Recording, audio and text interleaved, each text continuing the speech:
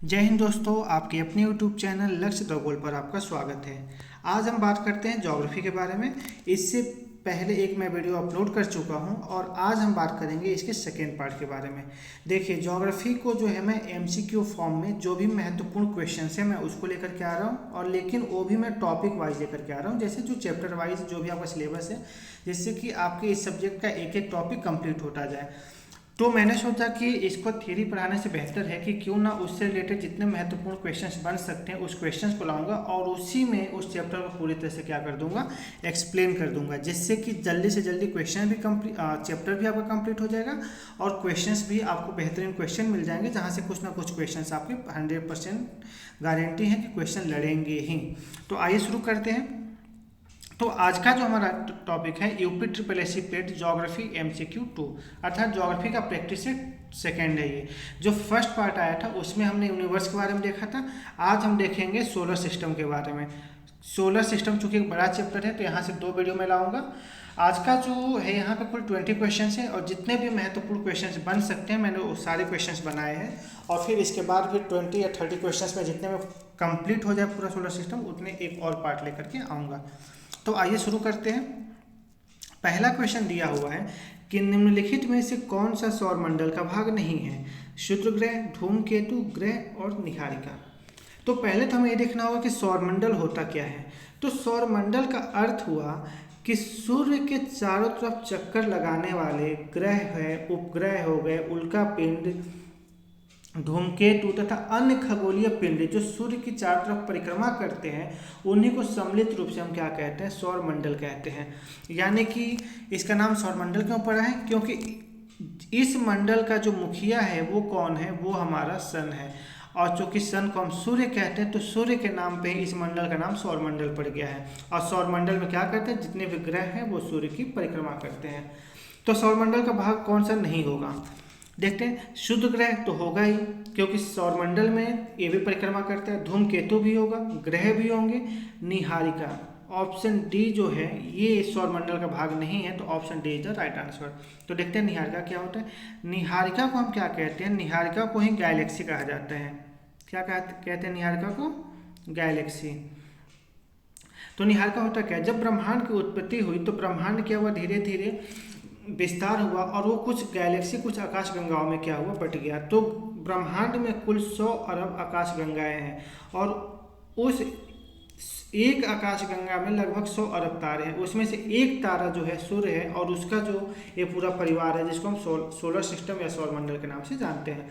तो जो हम कह सकते हैं कि जो निहारिका का पार्ट हमारा सोलर मंडल हो सकता है, लेकिन सोलर मंडल का पार्ट निहारिका नहीं हो सकता, क्योंकि निहारिका जो है एक बड़ा गोला है, और ये मान लीजिए कि यह आपका सोलर सिस्टम इसके अंतर्गत आता है। तो option D is the right answer. Niharika जो है बिल्कुल सही आंसर है। आते हैं अगले क्वेश्चन पे।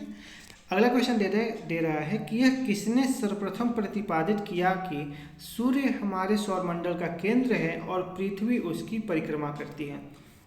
देखिए, जब ब्रह्मांड का निर्माण होता है तो स्टार्टिंग में जो विद्वान थे उन्होंने जब इसके बारे में, ब्रह्मांड के बारे में जानना शुरू किया तो सर्वप्रथम उन्होंने एक सिद्धांत दिया था जिसको जियोसेंट्रिक थ्योरी कहा जाता है। उसमें उन्होंने बताया था कि जो पृथ्वी है वो ब्रह्मांड के केंद्र में है, बाकी जो अन्य खगोलीय पिंड हैं ये पृथ्वी की क्या करते हैं? परिक्रमा करते हैं। लेकिन जैसे जैसे समय बढ़ता गया और टाइम आता है 1514 में एक पुस्तक लिखी गई, हाथों से ही लिखा गया था पुस्तक को, जिसका नाम था लिटिल कॉमेंट्री। एक पुस्तक लिखी गई थी जिसका नाम क्या था? लिटिल कॉमेंट्री उस पुस्तक का नाम था। उसमें यह सर्वप्रथम बताया गया था कि पृथ्वी जो है वह केंद्र में नहीं है, बल्कि जो सूर्य है वह केंद्र में है। और इस तरह से जो पृथ्वी को घमंड हुआ करता था, भैया हम बड़े हैं और सब हमारे चक्कर लगाते हैं, उनका घमंड क्या हुआ? टूट के चकनाचूर हो गया। और जो सूर्य महाराज थे वो अब हो गए एटीट्यूड में आ गए, भैया कि हम केंद्र में हैं और हमारी तुम सब परिक्रमा करते हो। तो वही पूछा कि ये बात किसने बताई थी? तो जो एक पुस्तक लिखी गई थी लिटिल कॉमेंट्री, इस पुस्तक के जो रचयिता थे उनका नाम था कॉपरनिकस महोदय। तो सर्वप्रथम कॉपरनिकस ने ही यह बताया था कि जो सूर्य है वह केंद्र में है और पृथ्वी उसकी परिक्रमा करती है। ठीक है, आते हैं अगले क्वेश्चन पे। अगला क्वेश्चन है आपका कि सूर्य से दूरी के क्रम में निम्नलिखित में से कौन से 2 ग्रह मंगल और यूरेनस के बीच में हैं? अब इसके लिए हमें पहले क्या जानना होगा, इसके लिए हमें देखना होगा कि सूर्य से दूरी के क्रम में कौन कौन से ग्रह आते हैं। तो हमारा जो सोलर सिस्टम है उसमें कुल 8 ग्रह हैं। पहले 9 ग्रह हुआ करते थे, लेकिन प्लूटो को जब ग्रह की श्रेणी से बाहर कर दिया गया तो अब केवल वर्तमान में 8 ही ग्रह हैं जो हमारे सोलर सिस्टम में है। तो देखते हैं सूर्य से दूरी के अनुसार ग्रहों का क्रम क्या है। हम मान लेते हैं कि ये हमारा सूर्य हुआ, तो सूर्य के बाद आता है कौन सा, बुध, फिर शुक्र, पृथ्वी, मंगल, बृहस्पति, शनि, अरुण और वरुण। ये आपके 8 ग्रह आते हैं। तो पूछा क्या है कि मंगल और यूरेनस के बीच में कौन सा है। तो ये है बुध, शुक्र, ये पृथ्वी है और ये जो हमारा है वो कौन सा है, ये मंगल है। तो मंगल और यूरेनस अरुण के बीच में पूछा है, तो इसके बीच में कौन कौन सा होगा, आइए ऑप्शन में देख लेते हैं। अब देखिए पृथ्वी और बृहस्पति, तो पहले आपको पता है कि पृथ्वी पहले पड़ जाती है तो मंगल के आगे तो पड़ेगी नहीं, तो बीच में आगे नहीं, तो ऑप्शन ए कट जाएगा। अब देखते हैं पृथ्वी ऑप्शन ए में भी है और ऑप्शन सी में भी है, तो ऑप्शन ए और ऑप्शन सी होगा नहीं। अब देखते हैं ऑप्शन डी, वरुण दिया हुआ है, तो पहले अरुण आता है फिर वरुण आता है, और ये पूछा है कि अरुण से पहले और मंगल के बाद कौन से ग्रह आते हैं, तो ये भी नहीं होगा। तो कौन सा ऑप्शन सही हो जाएगा, option B is the right answer, बृहस्पति और शनि। तो इसको आप याद कर लीजिएगा। और यदि आप इसका पूरा वीडियो देखना चाहते हैं, पूरा कॉन्सेप्ट क्लियर करना चाहते हैं, तो मैं पहले ही सोलर सिस्टम के नेम से एक वीडियो अपलोड कर चुका हूँ, वो जिसको आप प्लेलिस्ट में जाकर के देख सकते हैं। उसमें मैं बेहतरीन तरीके से समझाया हूँ। एक बार आप वीडियो देखेंगे तो वीडियो पूरी तरह से आपका ये जो कॉन्सेप्ट है क्लियर हो जाएगा, और आपको वीडियो के अंत होते होते आपको याद हो जाएगा कि कौन सा ग्रह कहाँ पे है, कौन सा ग्रह गर्म है, कौन सा ग्रह ठंडा है, कौन सा ग्रह दूर है और कौन सा ग्रह पास है। ये सारी चीज़ें आपको याद हो जाएगी। तो आते हैं अगले क्वेश्चन पे। अगला क्वेश्चन क्या है कि निम्नलिखित ग्रहों को उनके सूर्य से दूरी के बढ़ते क्रम में व्यवस्थित कीजिए। अभी मैंने बताया था कि सूर्य से दूरी के अनुसार ग्रहों का क्रम क्या है। सबसे पहले सूर्य होता है, सूर्य से अब दूरी के अनुसार देखें तो सबसे पहले बुध आता है, बुध के बाद फिर शुक्र, फिर पृथ्वी, फिर मंगल, फिर बृहस्पति, फिर शनि, फिर अरुण और फिर वरुण। तो पूछा क्या है, अब देखिए ऑप्शन में क्या क्या दिया हुआ है। अब ऑप्शन में आपका दिया हुआ है प्लूटो, पृथ्वी, बृहस्पति और यूरेनस। इसको क्या करना है, सूर्य से दूरी के बढ़ते क्रम में लगाना है। तो सबसे पहले कौन सा आएगा, सबसे पहले पृथ्वी होगी, पृथ्वी के बाद कौन सा आएगा, बृहस्पति, फिर यूरेनस और फिर प्लूटो। तो यानी कि 2 3 4 1, 2 3 4 1 ऑप्शन ए है, तो option A is the right answer. आप देख लीजिएगा, ठीक है। आते हैं अगले क्वेश्चन पे। नेक्स्ट क्वेश्चन हमारा कहता है कि ग्रहों के बारे में निम्न में से क्या सत्य है। ऑप्शन दिया हुआ है कि ये प्रकाशहीन होते हैं किंतु चमकते नहीं हैं, ये अप्रकाशमान होते हैं होते हुए भी चमकते हैं, ये प्रकाशवान होते हैं किंतु चमकते नहीं हैं, और ये प्रकाशवान भी हैं और चमकते भी हैं। तो कौन सा सही है। तो पहले मेरे ग्रह कहते किसे हैं। तो ग्रह को इंग्लिश में क्या कहते हैं, ग्रह को हम इंग्लिश में कहते हैं प्लैनेट। जो प्लैनेट है, ये शब्द जो बना है प्लेनेटाई से बना हुआ है, प्लेनेटाई। प्लेनेटाई का अर्थ क्या होता है, परिभ्रमक, अर्थात घूमने वाला, चारों तरफ घूमने वाला। तो ग्रह किसे कहेंगे, वे आकाशीय पिंड या फिर वे खगोलीय पिंड जिनमें स्वयं की प्रकाश और ऊष्मा नहीं होती है, बल्कि वे तारों के प्रकाश से प्रकाशित होते हैं तथा तारों के चारों तरफ क्या कहते हैं, परिक्रमा करते हैं, उन्हें हम ग्रह कहते हैं। तो क्या है कि इनमें स्वयं का प्रकाश नहीं होता, अर्थात ये अप्रकाशमान होते हैं लेकिन चमकते हैं। अब क्या, अभी मैंने क्या बताया कि वे आकाशीय पिंड जिनमें स्वयं की प्रकाश और ऊष्मा नहीं होती है, बल्कि वे तारों के प्रकाश से चमकते हैं, यानी कि ये अप्रकाशमान होते हुए भी चमकते हैं। तो option B is the right answer, option B सही है। तो ग्रह के बारे में क्या सत्य है कि ये अप्रकाशमान होते हैं लेकिन उसके बाद भी ये चमकते हैं। क्लियर। आते हैं अगले क्वेश्चन पे। अगला क्वेश्चन है कि सूर्य के निकटतम ग्रह कौन सा है। सूर्य के सबसे निकट का ग्रह कौन सा है। सूर्य के बाद देखेंगे जैसे तुरंत आता है बुध आता है, तो सूर्य का निकटतम ग्रह कौन सा है, तो वह हो जाएगा आपका ऑप्शन ए, बुध, बिल्कुल सही है। ठीक है, आगे आते हैं अगले क्वेश्चन पे। ये क्वेश्चन थोड़ा सा अच्छा है कि गोल्डीलॉक्स जोन शब्द निम्नलिखित में से किसके संदर्भ में अक्सर समाचारों में देखा जाता है। आपने देखा होगा, कई बार न्यूज़पेपर में सुना होगा कि गोल्डीलॉक्स जोन के बारे में कुछ ना कुछ निकलता रहता है। तो ये पूछा कि गोल्डीलॉक्स जोन क्या होता है। ऑप्शन दिया हुआ है भूपृष्ठ के ऊपर वास योग्य मंडल की सीमाएं। ऑप्शन बी है पृथ्वी के अंदर की वह क्षेत्र जिसमें शेल गैस उपलब्ध है। ऑप्शन सी है बाह्य अंतरिक्ष में पृथ्वी जैसे ग्रहों की खोज, और ऑप्शन डी है आपका कि मूल्यवान धातुओं से युक्त उल्का पिंडों की खोज। अब गोल्डीलॉक्स जोन होता क्या, इसके बारे में देखते हैं। गोल्डीलॉक्स जोन का अर्थ ये हुआ वह स्थान जहाँ पर वास योग्य अर्थात रहने योग्य स्थान हो, यानी कि तारों के आसपास के वह स्थान जहाँ पर रहने योग्य स्थान हो उसी को हम गोल्डीलॉक्स जोन कहते हैं। जैसे कि तारों से इतनी दूरी हो कि वहाँ पे ना तो बहुत गर्मी हो और ना ही वहाँ पे बहुत सर्दी हो, अर्थात जहाँ पे कि जल की उपलब्धता हो। अगर वहाँ पे जल है अर्थात हम कह सकते हैं कि जीवन जीने योग्य जो स्थल होता है, जो एरिया होता है, उसी को हम गोल्डीलॉक्स जोन के नाम से जानते हैं। तो ऑप्शन कौन सा है आपका, भूपृष्ठ के ऊपर वास योग्य मंडल की सीमाएं जो होती है इन्हीं को हम क्या कहते हैं, गोल्डीलॉक्स जोन कहते हैं। जैसे पृथ्वी को देखते हैं, अगर सोचिए कि अगर पृथ्वी जो है बुध के स्थान पे होता तो क्या होता, सूर्य के जस्ट बाहर बुध पड़ता है, तो क्या होता है यहाँ पे इतनी गर्मी होती है कि यहाँ पे जल जो होता है वाष्प बन के उड़ जाता। और यदि वो वरुण की जगह पे होता तब क्या होता, अगर पृथ्वी वरुण की जगह पे होती तब क्या होता, तब वो हमेशा पे बर्फ जमा रहता, तो वहाँ पे भी जीवन संभव नहीं है। अर्थात पृथ्वी जिस क्षेत्र में है वहाँ पे जीवन संभव है। तो पृथ्वी जैसे एरिया वाले जो पृथ्वी जैसे क्षेत्र जो होते हैं उन्हीं को हम क्या कहते हैं, गोल्डीलॉक्स जोन कहते हैं, जहाँ पे जीवन की संभावनाएं हैं। ठीक है, आते हैं अगले क्वेश्चन पे।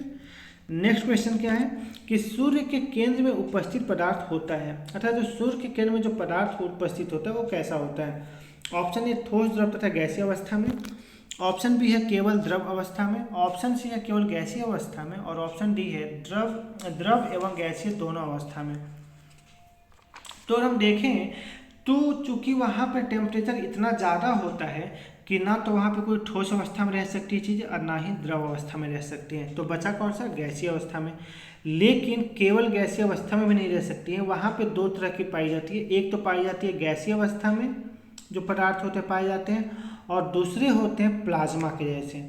आपको पता है प्लाज्मा जो है द्रव्य की चौथी अवस्था है, किसी भी पदार्थ की चौथी अवस्था को हम प्लाज्मा के नाम से जानते हैं। तो जो सूर्य के केंद्र में जो पदार्थ उपस्थित होते हैं या तो गैसीय फॉर्म में होते हैं या फिर आपके किस फॉर्म में होते हैं, या फिर वो आपके पारा के जैसे होते हैं। तो अगर हम देखें इसके बारे में सॉरी पारा नहीं प्लाज्मा के जैसे, तो अगर हम इसके बारे में देखें तो केवल गैसीय नहीं होगा, यहाँ पे केवल हटा दीजिए, तब आपका ऑप्शन सी सही हो जाएगा, गैसीय अवस्था में।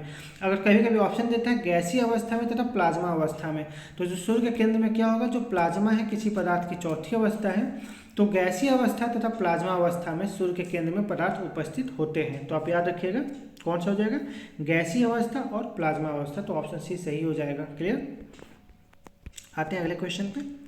अगला क्वेश्चन दिया हुआ है कि सूर्य की ऊर्जा उत्पन्न होती है आयनन द्वारा, नाभ के संलयन द्वारा, नाभ के विखंडन द्वारा या ऑक्सीकरण द्वारा। देखिए नाभ के विखंडन में क्या होता है, जब एक अणु दो अणु में विभाजित हो जाते हैं, विखंडित हो जाता है, जिससे कि बहुत सारी मात्रा में ऊर्जा निकलता है।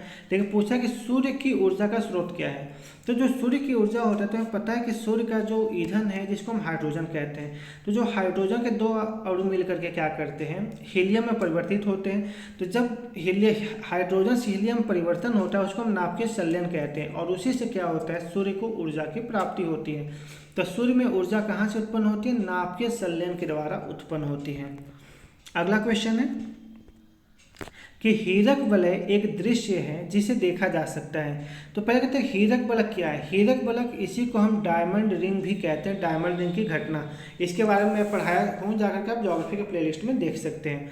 तो क्या है, पूर्ण सूर्य ग्रहण के आरंभ में, पूर्ण सूर्य ग्रहण के अंत में, केवल पूर्णतया पथ चिन्ह के परिधीय क्षेत्रों में, केवल पूर्णतया पथ चिन्ह के केंद्रीय क्षेत्रों में। तो क्या होगा, डायमंड रिंग की घटना कब होती है, तो डायमंड रिंग की घटना तब होती है जब सूर्य जो होता है पूर्ण सूर्य ग्रहण की जब स्थिति आती है, तब क्या होता है, तब डायमंड रिंग की घटना देखने को मिलती है। होता क्या है, जब चंद्रमा पूरी तरह से सूर्य को जब ढक लेता है तो सूर्य के किनारे ऐसे करके कुछ प्रकाश चमकता हुआ दिखता है, और यहाँ पे एक जगह प्रकाश कुछ ज़्यादा तेज निकलता है, तो देखने से ऐसा लगता है जैसे कि डायमंड रिंग हो। तो इसीलिए इसको हीरक वलय या डायमंड रिंग की घटना कहा जाता है। तो ये कब होता है, जब पूर्ण सूर्य ग्रहण की स्थिति जब होती है तब डायमंड रिंग की घटना होती है। तो कह रहा है कि पूर्ण सूर्य ग्रहण के आरंभ में नहीं, आरंभ में नहीं, अंत में ये भी सही नहीं, सही है। जब पूर्ण सूर्य ग्रहण होगा तो शुरू से लेकर के अंत तक क्या रहेगा, बना रहेगा, यानी कि क्या होगा यहाँ पे ऑप्शन सी सही होगा, केवल पूर्णतया पथचिन्ह के परिधीय क्षेत्रों में। क्वेश्चन ये भी पूछा जाता है कि पूर्ण सूर्य ग्रहण कितने मिनट के लिए हो सकता है, तो पूर्ण सूर्य ग्रहण कभी भी 8 मिनट तक होता है। 8 मिनट से ज़्यादा कभी भी किसी भी कंडीशन में पूर्ण सूर्य ग्रहण नहीं होगा। क्यों नहीं होता है? क्योंकि हमें पता है कि पृथ्वी, चंद्रमा और सूर्य तीनों के तीनों घूमते रहते हैं, तो 8 मिनट से ज़्यादा कभी वो एक स्थिति में आ ही नहीं पाएंगे, इसलिए पूर्ण सूर्य ग्रहण 8 मिनट से ज़्यादा नहीं होता है। ठीक है, नेक्स्ट क्वेश्चन क्या है कि सूर्य से पृथ्वी की दूरी कितनी है। ये बहुत ही महत्वपूर्ण क्वेश्चन है, कई बार पूछा जा चुका है। तो सूर्य से अगर हम पृथ्वी की दूरी की बात करें तो सीधे मैं बता दे रहा हूँ, आपका ऑप्शन डी सही है। 149.6 मिलियन किलोमीटर, 149.6 मिलियन किलोमीटर पृथ्वी से सूर्य के बीच की दूरी है। आप इसको याद रखिएगा, कई बार क्वेश्चन पूछा जा चुका है। नेक्स्ट पूछ रहा है कि पृथ्वी सूर्य से निकटतम दूरी पर होती है, अर्थात पृथ्वी जो है सूर्य से कब निकटतम दूरी पे होती है। तो मैं इसके बारे में एक वीडियो बनाया हुआ, पूरा कॉन्सेप्ट समझाया उसके बारे में, लेकिन थोड़ा सा आपको समझा दे रहा हूँ। देखिए, हमें पता है कि जो पृथ्वी है वो सूर्य की परिक्रमा जो करती है बिल्कुल गोल नहीं करती है, बल्कि परवलयाकार कक्षा में करती है। तो होता क्या है, कभी पृथ्वी सूर्य के बहुत ही दूर होती है और कभी पृथ्वी सूर्य के बिल्कुल निकट होती है। तो ऐसा दो कंडीशन होता है। एक कंडीशन होता है जब पृथ्वी सूर्य से अधिकतम दूरी पे होती है, और एक कंडीशन होता है जब पृथ्वी सूर्य के निकटतम कंडीशन में होती है। तो होता क्या है, 3 जनवरी के आसपास का जो समय होता है, 3 जनवरी को, ये वो समय है जब पृथ्वी सूर्य के बिल्कुल निकट है। ठीक है, और इसी को कहा जाता है उपसौर की स्थिति। जब पृथ्वी सूर्य के बिल्कुल निकट होती है 3 जनवरी को, तो इसे हम कहते हैं उपसौर। और फिर जो 4 जुलाई का होता है, 4 जुलाई को पृथ्वी सूर्य के सबसे दूर होती है, इसे हम कहते हैं अपसौर। अब आप यहाँ पे पहले मैं इसको बता दूँ आंसर। तो पृथ्वी सूर्य से निकटतम दूरी पर कब होती है, 3 जनवरी को होती है, जो पृथ्वी होती है सूर्य से निकटतम दूरी पे होती है। क्लियर। अगले क्वेश्चन पे आते हैं आपका। अच्छा, कि यहाँ पे आप मुझे जरा क्वेश्चन एक बताइए आप कि पृथ्वी और सूर्य जब 4 जुलाई को इनके बीच में अधिकतम दूरी होती है, तब क्या देखने को मिलता है, यहाँ पे गर्मी होती है। लेकिन वहीं जब पृथ्वी और सूर्य जब निकटतम होते हैं तो ठंडी की स्थिति होती है। ऐसा क्यों होता है, आप इसको कमेंट सेक्शन में बताइएगा। ठीक है, अगले क्वेश्चन पे आते हैं कि सूर्य का आकार पृथ्वी से कितना गुना बड़ा है। तो अगर देखें तो नासा ने बताया है कि नासा के अनुसार ये बताया गया है कि जो सूर्य है वो पृथ्वी से 109.2 गुना बड़ा है। तो सूर्य क्या आकार पृथ्वी से कितना बड़ा है, तो 109 गुना बड़ा है। आते हैं अगले क्वेश्चन पे। 2 ग्रह जिनके उपग्रह नहीं है वे हैं, अर्थात वे कौन से ग्रह हैं जिनके उपग्रह नहीं हैं। तो अगर हम देखें तो पृथ्वी और बृहस्पति, बुध और शुक्र, बुध और शनि, शुक्र और मंगल। तो हमें पता है कि सौरमंडल में कुल 8 ग्रह हैं। 8 ग्रह में से 2 ऐसे ग्रह हैं जिनके एक भी उपग्रह नहीं है। ठीक है, जिसके एक भी चंद्रमा नहीं है। तो कौन कौन से, तो सूर्य के निकटतम जो 2 ग्रह हैं, कौन कौन से, बुध और शुक्र, उनके एक भी उपग्रह नहीं है, बाकी सभी ग्रहों के उपग्रह हैं। तो क्या हो जाएगा, बुध और शुक्र जो हो जाएगा, option B is the right answer. बुध और शुक्र के एक भी क्या है, उपग्रह नहीं है। क्लियर। आते हैं अगले क्वेश्चन में। अगला क्वेश्चन कह रहा है कि सौरमंडल का सर्वाधिक गर्म ग्रह कौन सा है। तो सौरमंडल का सर्वाधिक गर्म ग्रह कौन सा होगा, जो आपके सूर्य के नज़दीक होगा। तो सूर्य के सबसे निकट तो बुध होगा। तो लेकिन क्या बुध सर्वाधिक गर्म है, तो नहीं, बुध सर्वाधिक गर्म नहीं है। क्यों नहीं है, क्योंकि बुध के पास वायुमंडल नहीं पाया जाता है। और जब वायुमंडल नहीं पाया जाएगा तो सूर्य की किरणें जैसे आती हैं वैसे ही वापस चली जाती हैं। तो जब सूर्य की किरणें जैसे आती हैं और वैसे ही वापस चली जाती हैं, तो इससे होता क्या है कि दिन जो होता है बहुत ही ज़्यादा गर्म होता है और रातें बहुत ही ज़्यादा ठंडी होती हैं। तो अगर क्वेश्चन ये रहता कि सौरमंडल के किस ग्रह का तापांतर सर्वाधिक है, तब तो ऑप्शन बुध होता है। लेकिन पूछा कि सर्वाधिक गर्म ग्रह कौन सा होगा। अब सर्वाधिक गर्म ग्रह कौन सा होगा, जिसके पास सघन वायुमंडल होगा। तो शुक्र जो हमारा है वो सूर्य से दूरी के अनुसार तो दूसरे नंबर पे आता है, लेकिन जो शुक्र है, शुक्र के वायुमंडल जो है सघन वायुमंडल है और उसमें भी आपके 95% के आसपास 95 to 98% CO2 पाया जाता है। और हमें पता है कि जो CO2 एक ऐसी गैस है जो कि ग्रीन हाउस गैस का व्यवहार करती है। तो CO2 विशेषता क्या है? सूर्य की किरणें को आने तो देती है लेकिन जाने नहीं देती है। जब सूर्य की किरणें को आती है और जा नहीं पाती तो क्या होता है, सौरमंडल में ये जो शुक्र है बहुत ज़्यादा गर्म हो जाता है। तो वही पूछा है कि सौरमंडल का सर्वाधिक गर्म ग्रह कौन सा है, तो ऑप्शन बी शुक्र इज द राइट आंसर। सर्वाधिक गर्म ग्रह कौन सा है? शुक्र है। यहीं से एक क्वेश्चन और पूछा जाता है कि किस ग्रह को भोर का या साँझ का तारा कहते हैं, तो कौन सा ग्रह हो जाएगा? तो भोर का तारा या साँझ का तारा अगर पूछा जाए तो शुक्र ही है। इतना ज़्यादा शाइनिंग करता है कि सुबह के टाइम पे और शाम के टाइम पे क्या तो चमकता हुआ दिखाई देता है, इसलिए इसको भोर का तारा या साँझ के तारा के नाम से भी जानते हैं। ठीक है, तो आते हैं अगले क्वेश्चन पे। अगला क्वेश्चन है, निम्नलिखित में से किसने सबसे पहले यह कहा था कि पृथ्वी गोलाकार है?